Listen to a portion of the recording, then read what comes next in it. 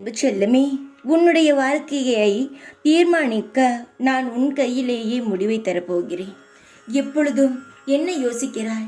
சாய் நான் நினைப்பதை எதையும் செய்யவில்லை. அவரார் ஒரு முடிவை எடுத்து என் வாழ்க்கையில் செய்கிறாய்.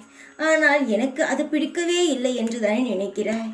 என் தங்கமே, உன் வாழ்க்கையை நான் உன் கையிலேயே ஒப்படைக்கிறேன். நீயே முடிவெடுத்துக்கொள். ஆனால் உன்னை விட்டு நான் எங்கும் செல்ல மாட்டேன். உன் அருகில்தான் இருப்பேன். நீ என்ன செய்கிறாய் என்ற வேடிக்கை தான் பார்ப்பேன். ஏனென்றால் உன் வாழ்க்கை நீ நிதானமாக முடிவெடு. நான் எப்பொழுதுமே நல்லதை மட்டும்தான் உனக்கு செய்திருக்கிறேன். அது காலப்போக்கில் உனக்கே எல்லாம் புரியும். உன் வாழ்க்கைக்கான அனைத்து திட்டங்களும் நான் ஏற்படுத்தி தயாராக வைத்திருக்கிறேன். ஆனால் அதில் உனக்கும் ஒரு பங்கு உண்டு. உன் வாழ்க்கையை எப்படி அழகாக அமைத்து கொள்ளலாம் என்பது உன் கையிலும் உள்ளது. தங்கமே, நான் தருவதை நீ பொக்கிஷமாக நினைத்துக்கொள்.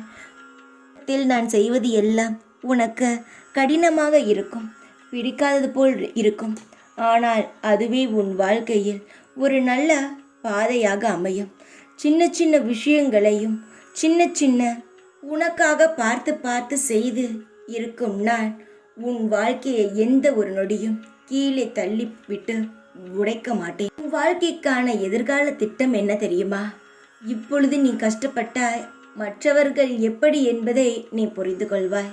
நீ இப்பொழுது கஷ்டப்படவில்லை என்றால் பிற்காலத்தில் நீ எதையும் புரிந்து கொள்ளாமல் எல்லாரிடமும் ஏமாந்து போவாய்.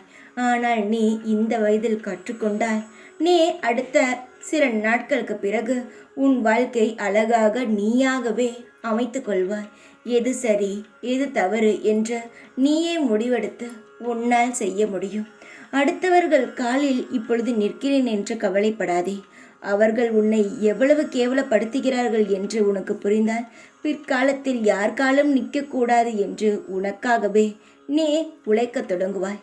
இதனால்தான் இவ்வளவு காயங்களும். உனக்காக நான் ஒவ்வொன்றையும் சிலை போல் அழகாக செதுக்கி வைத்துள்ளேன். உன் வாழ்க்கை ஒன்றும் வீண் போகாது.